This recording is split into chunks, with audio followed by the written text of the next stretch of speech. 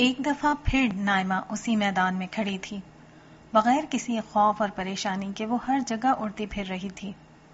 یہ حسین مناظر اس کی طبیعت میں اتنا سرور اور نشاط بھر رہے تھے کہ اس کا دل چاہ رہا تھا کہ وقت تھم جائے اور ہمیشہ وہ یوں ہی اڑتی رہے۔ اچانک اس کے اڑنے کی صلاحیت ختم ہو گئی اور وہ زمین پر آ کر ٹھہر گئی۔ ایک دفعہ پھر وہی ہیولا اس کے سامنے تھا۔ اس دفعہ نائمہ کے دل میں اسے دیکھ کر کوئی خوف نہیں آیا، بلکہ ایک تجسس تھا۔ اس نے پوچھا، تم کون ہو؟ جواب ملا، تمہیں اس سوال کا جواب جلد مل جائے گا۔ یہ بتاؤ، کیا تم سچائی جاننا چاہتی ہو؟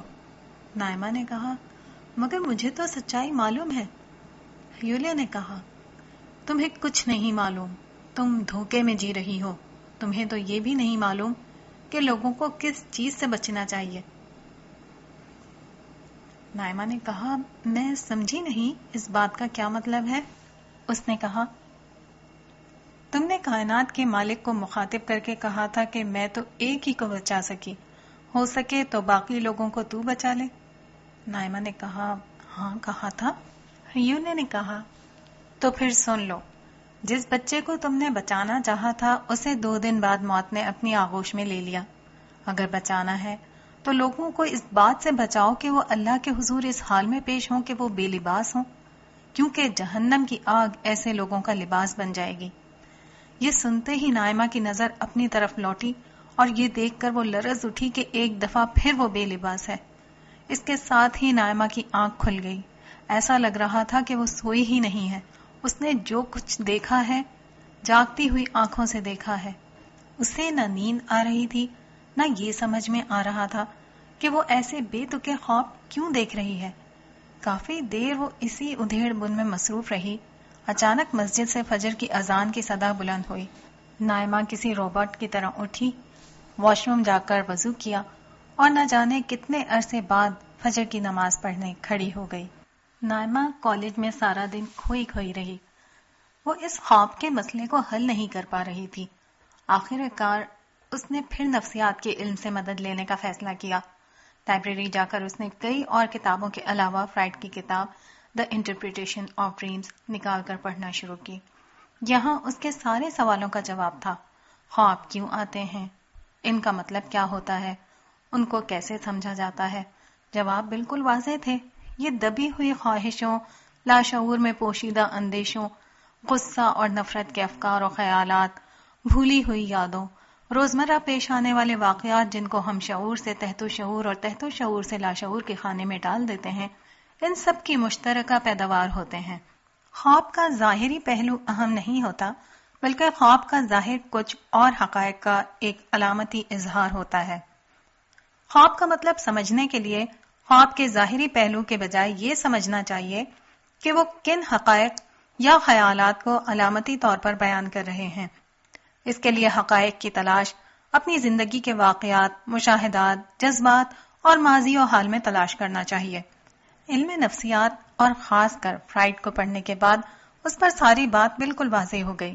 یہ خواب مذہب اور اہل مذہب سے اس کی نفرت، معاشرے کی طرف سے خدا اور مذہب کا ڈراوا، مادی ترقی اور زندگی کی تعیشات کی اس خواہش، سچائی کی تلاش میں اس کا سفر، اس کی شادی کے بعد نئی زندگی جو آزادی اور تفریح سے آراستہ تھی، ان سب کا مجموعہ تھا۔ یہ لاکٹ اور اس عورت کی مدد والی بات تو وہ بہرحال واقعات تھے جو پیش آئے۔ ان سب چیزوں کو جوڑ کر اس کا دماغ مطمئن ہو گیا۔ اس نے ایک گہرا سانس لیا اور ٹیبل پر سر رکھ کر ریلیکس ہونے لگی۔ اس کا سارا بوجھ اتر چکا تھا۔ اس نے ہر چیز کو سمجھ لیا تھا۔ اب کوئی فکر اور تردد اسے دامنگیر نہیں تھا۔ وہ اسی اطمینان کی کیفیت میں تھی کہ اچانک اس کے ذہن میں ایک دھماکہ ہوا۔ خواب کے اس پورے مجموعے میں وہ ایک چیز کو بالکل نظر انداز کر گئی تھی، جس کی حیثیت ایک اطلاع کی تھی۔ وہ یہ کہ جس بچے کو اس نے بچانا چاہا تھا وہ 2 دن بعد اللہ کو پیارا ہو گیا تھا۔ تھوڑی دیر تک تو وہ اس بات کو ذہن سے جھٹکنے اور اہمیت نہ دینے پر مصر رہی۔ پھر اسے یاد آیا کہ اس عورت اور بچے کی مدد کرنے کے اگلے دن جب اس کے نانا کی چھٹی ہوئی تھی تو وہ انتظامیہ کے آفس گئی تھی۔ وہاں وہی شخص موجود تھا جس سے اس نے بچے کے متعلق بات کی تھی۔ اس نے نائمہ کے پوچھنے پر اسے بتایا تھا کہ اس بچے کا آپریشن کامیاب ہو چکا ہے۔ یہ اس بات کی کافی دلیل تھی کہ خواب میں اس کے برعکس جو بات کہی گئی تھی نائمہ اسے ذہن کی ایک کارستانی سمجھ کر بھول جائے۔ نائمہ خود بھی اس بات کو بھول جانا چاہتی تھی، مگر وہ ہیولا نائمہ کے سر پر پھر سوار ہو گیا۔ اس سے نجات پانے کا ایک ہی طریقہ تھا، اس بات کی تردید ہو جائے۔ اچھا ہے دل کا یہ شک بھی دور ہو جائے تاکہ آئندہ وہ اس طرح کی باتوں اور خوابوں کو بالکل اہمیت نہ دے۔ نائمہ نے دل میں سوچا۔ پھر وہ لائبریری سے اٹھی اور سیدھی اسی ہسپتال جا پہنچی جہاں اس کے نانا ایڈمٹ تھے۔ وہ انتظامیہ کے دفتر تک آئی۔ اس وقت وہاں کوئی اجنبی شخص ڈیوٹی پر تھا۔ وہ شخص نہیں تھا جس سے اس نے بات کی تھی، لیکن اس نے اپنا مسئلہ اس آدمی کو بتایا کہ اس تاریخ کو ایک بچے کا آپریشن ہوا تھا، اس کا کیا ہوا؟ انتظامی دفتر کے کارکن نے اسے ریکارڈ آفس جانے کا کہا جہاں مریضوں کا ریکارڈ رکھا جاتا ہے۔ تھوڑی دیر میں وہ ریکارڈ روم میں کھڑی تھی۔ اسے نہ اس عورت کا نام معلوم تھا نہ اس بچے کا، صرف تاریخ، آپریشن اور رقم جو اس نے جمع کرائی تھی یاد تھی۔ یہ ایک مشکل کام تھا، مگر اپنی خوبصورت شخصیت کی بنا پر اسے یہاں بھی لوگوں سے تعاون لینے میں زیادہ مشکل پیش نہیں آئی۔ ایک شخص کمپیوٹر کے سامنے بیٹھ کر اس کی دی ہوئی تاریخ میں تلاش اور جستجو کرنے لگا۔ اس نے اکاؤنٹس کے دفتر سے بھی مدد لی۔ بات چونکہ بہت زیادہ پرانی نہیں تھی، اس لیے تقریباً نصف گھنٹے ہی میں معاملہ واضح ہو گیا۔ جس تاریخ میں نائمہ نے پیسے جمع کرائے تھے، اس تاریخ اور رقم کی مدد سے بچے کو ڈھونڈ لیا گیا۔ اسی روز اس بچے کا آپریشن ہوا تھا۔ آپریشن کامیاب رہا تھا۔ اس بچے کی طبیعت بہتر ہو رہی تھی، مگر 2 دن بعد اس بچے کی طبیعت اچانک بگڑی اور اس کا انتقال ہو گیا۔ نائمہ نے دوپہر کا کھانا نہیں کھایا۔ وہ اسپتال سے سیدھی گھر آئی تھی اور خاموشی سے کمرے میں جا کر لیٹ گئی تھی۔ ماں نے کھانے کا کہا تو کہہ دیا کہ کالج میں دوستوں کے ساتھ کھا لیا تھا۔ وہ خاموش لیٹی صرف ایک بات سوچ رہی تھی۔ تحلیل نفسی اور خواب کی تعبیر کے نفسیاتی علم سے سب کچھ تو معلوم ہو گیا تھا، مگر یہ جواب کہیں موجود نہیں تھا کہ جو واقعہ خارج میں پیش آیا، جس کا نائمہ کو کوئی علم نہیں تھا، وہ ٹھیک دنوں کے تعین کے ساتھ نائمہ کو خواب میں کیسے معلوم ہو گیا؟ اس ہیولے نے یہ کیسے بتا دیا کہ جس بچے کو اس نے بچانا چاہا تھا، جس کی خاطر اس نے اپنی محبوب ترین متاع کو بیچ دیا تھا، وہ ٹھیک 2 دن بعد مر گیا؟ یہ کیسے ممکن ہے؟ یہ سوال ہتھوڑا بن کر بار بار اس کے دماغ پر ضرب لگا رہا تھا۔ اسے لگ رہا تھا کہ نفسیات کے جس علم پر اسے یہ بھروسہ تھا کہ وہ انسان کا تجزیہ کر کے اس کے بارے میں سب کچھ بتا سکتا ہے، جس فلسفے پر اسے اعتماد تھا کہ وہ کائنات کی ہر گتھی سلجھا سکتا ہے، وہ سارے علم ناقابل بھروسہ اور نامکمل تھے۔ حقیقت اور سچائی کہیں اور تھی، کسی برتر جگہ پر۔ سوچتے سوچتے اس کے ذہن میں پہلے خواب کے بعد پیش آنے والے واقعات گھومنے لگے۔ لباس تقوی کا جو مطلب عبداللہ بتا رہا تھا، اس سے اسے اپنی برہنگی کا مطلب سمجھ میں آنے لگا۔ قرآن اللہ کی کتاب ہے اور محمد صلی اللہ علیہ وسلم اللہ کے رسول ہیں۔ اس کے جو دلائل عبداللہ نے دیے تھے اور جنہیں اس نے صرف اس وجہ سے نظر انداز کر دیا تھا کہ یہ سب کچھ دشمن جاں عبداللہ کہہ رہا تھا، اب اس کی بنائی ہوئی فصیلوں کو توڑ کر اس کے دل و دماغ کی سلطنت میں اپنی جگہ بنانے لگے۔ عبداللہ کی بات اس کے کانوں میں گونجنے لگی کہ رسول وہ باتیں بتا سکتے ہیں جو ابھی پیش ہی نہیں آئیں، جیسا وہ کہتے ہیں ٹھیک ویسا ہی ہو جاتا ہے۔ اتنے اعتماد سے مستقبل کی خبریں اور ماضی کے واقعات صرف اللہ تعالیٰ ہی کی طرف سے بیان کیے جا سکتے ہیں۔ عبداللہ نے کوئی فلسفیانہ نکتہ نہیں اٹھایا تھا، صرف حقائق تھے، وہ حقائق جنہیں جھٹلایا نہیں جا سکتا، جیسے کہ یہ ایک حقیقت تھی کہ جس بچے کو اس نے بچانا چاہا وہ 2 دن بعد مر گیا تھا۔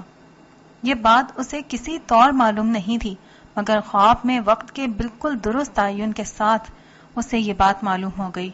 یہ کیسے ممکن ہوا؟ اسے کچھ سمجھ نہیں آ رہا تھا۔ نائمہ کے سارے گھروندے ٹوٹ چکے تھے، مذہب کا دامن پہلے ہی ہاتھ سے چھوٹ چکا تھا، فلسفے اور نفسیات کی مشکل کشائی آج مشکوک ہو چکی تھی۔ اگر کوئی اس سے خدا کے وجود کے حوالے سے بحث و مباحثہ کرتا تو وہ شاید کبھی اتنے جلدی نائمہ میں وہ تبدیلی نہیں لا سکتا تھا جو اب آ رہی تھی، مگر حقیقت یہ تھی کہ نائمہ کی ذہنی ساخت اور نفسیاتی شخصیت پر حملہ باہر سے نہیں اندر سے ہوا تھا۔ یہ ضرب اس قدر شدید تھی کہ اس نے نائمہ کے ہر دفاعی مورچے کو مسمار کر دیا تھا۔ اس کی پرانی شخصیت ایک دھماکے کے ساتھ فنا ہو چکی تھی۔ وہ جس تجربے سے حال ہی میں گزری تھی وہ بظاہر ایک خواب تھا۔ وہ چاہتی تو بآسانی اس خواب کو نظر انداز کر دیتی، مگر وہ بے حس نہیں تھی کہ ذہن کی گرہوں اور الجھنوں کو فراموش کر کے جانوروں کی زندگی گزارنا شروع کر دے۔ وہ سوچتی تھی، سوال اٹھاتی تھی اور جواب تلاش کیا کرتی تھی، مگر اب صرف سوالات رہ گئے تھے، جواب کہیں نہیں تھے، نہ انہیں جاننے کا کوئی ذریعہ بچا تھا۔ اس نے دوبارہ خواب کے بارے میں سوچنا شروع کر دیا۔ وہ خواب اسے اول تا آخر پورا یاد تھا۔ وہ اس کے ایک ایک جز کو دہرانے لگی۔ اسے اندازہ ہو گیا کہ اس کا خواب ایک خواب نہیں تھا، بلکہ اس کے ساتھ کیا گیا ایک مکالمہ تھا، اسے دیا گیا ایک واضح پیغام تھا۔ اسے یاد آیا کہ اس یولے نے گفتگو کا آغاز اس بات سے کیا تھا کہ کیا وہ سچائی جاننا چاہتی ہے۔ ایک لمحے میں نائمہ کے ذہن میں بجلی کی طرح ایک خیال گوندا، اگر یہ سب خدا کی طرف سے ہے تو اب اس مکالمے میں اگلی بات میں کروں گی۔ اگر کوئی خدا ہے تو مجھے جواب ضرور ملے گا۔ بے اختیار اس کے منہ سے نکلا، ہاں میں سچائی جاننا چاہتی ہوں۔ یہ کہہ کر وہ اٹھی اور وضو کیا اور ظہر کی نماز پڑھنے لگی۔ وہ جیسے ہی سجدے میں گئی اس کا دل بھر آیا۔ وہ روتے ہوئے کہنے لگی، پروردگار، میں تجھے نہیں مانتی تھی، اس لیے کہ میرے بہت سے سوالوں کا جواب کہیں نہیں ہے۔ اس دنیا میں اتنا ظلم کیوں ہے؟ یہاں عدل اور انصاف کیوں نہیں؟ اگر یہاں اندھے مادے کی حکومت نہیں اور تیرا حکم چلتا ہے تو پھر اتنی ناانصافی کیوں ہے؟ لوگ کیوں مرتے ہیں؟ کیوں پیدا ہوتے ہیں؟ کچھ لوگ محروم کیوں رہ جاتے ہیں؟ کچھ لوگوں کو بلا سبب اتنی نعمتیں کیوں مل جاتی ہیں؟ تو ہے تو سچائی لوگوں کو کیوں نہیں بتاتا؟ کیوں تو نے فلسفیوں اور مذہبی لوگوں کو یہ اجازت دے رکھی ہے کہ جو چاہیں کھڑے ہو کر تیرے نام پر کہہ دیں؟ تو خود کہاں ہے؟ تیری سچی رہنمائی کہاں ہے؟ پروردگار، میں اپنے دل سے ہر تعصب اور ہر نفرت ختم کرنے کے لیے تیار ہوں۔ میں اقرار کرتی ہوں کہ محمد صلی اللہ علیہ وسلم تیرے رسول ہیں۔ مجھے ان کی رسالت کا یقین اس شخص نے دلایا ہے جس سے مجھے نفرت ہے، مگر وہ بات ٹھیک کہہ رہا ہے۔ میں اس کی نفرت کے باوجود یہ اقرار کرتی ہوں کہ وہ سچ کہہ رہا ہے، مگر ابھی پورا سچ مجھے معلوم نہیں ہوا۔ میں اس خدا پر کیسے اعتماد کروں جو ظلم پر خاموش رہتا ہے؟ میں اس خدا سے کیسے محبت کر لوں جو محرومیوں کو جنم دیتا ہے؟ میں اس خدا پر کیسے یقین کروں جو سچ کھول کر نہیں بتاتا؟ نائمہ بہت دیر تک روتی رہی اور سجدے میں مسلسل یہ دعا کرتی رہی،